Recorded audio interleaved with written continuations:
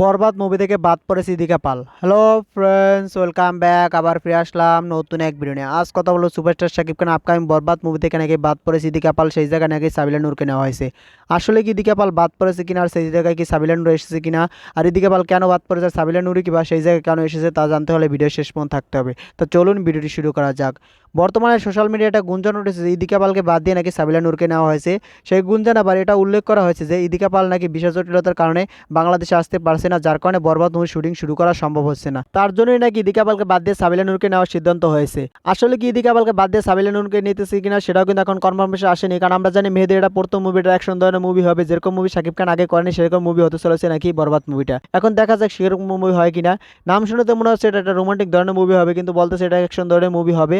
আর শোনা যাচ্ছিল এই মুভিটার বেশিরভাগ শুটিং ইন্ডিয়া করা হবে। যেহেতু এখন ভিসা পাচ্ছে না, তার মানে এই মুভি শুটিংটা বাংলাদেশ থেকে শুরু হতে পারে, যার জন্য কিন্তু নায়িকা পরিবর্তন হওয়ার সম্ভাবনা আছে। ইদিকা পালকে বাদ দিয়ে যদি সাবিলা নূরকে নেওয়া হয় তাহলে ব্যাপারটা ভালো হয়। সাবিলা নূরও কিন্তু দুর্দান্ত অ্যাক্টিং করে, সেটা আমরা তার নাটকে দেখতে পাচ্ছি।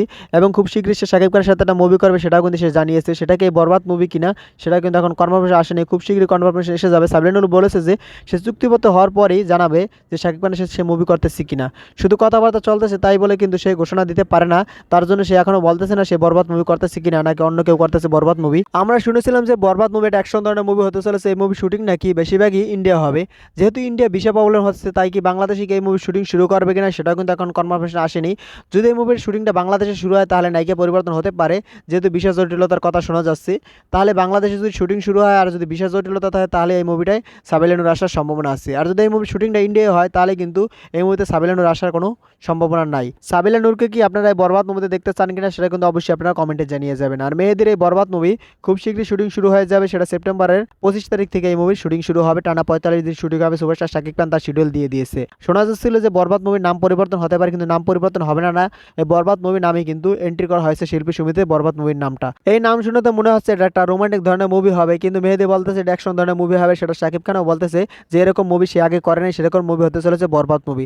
এখন দেখা যাক তারা কি মুভি তৈরি করে। আমি চাচ্ছি সকল নায়ক নায়িকাদের ফ্যানদেরকে আমি আমার এই পরিবারে আবদ্ধ করতে, তার জন্য আমি সকল নায়ক নায়িকাদেরকে নিয়ে ভিডিও তৈরি করি।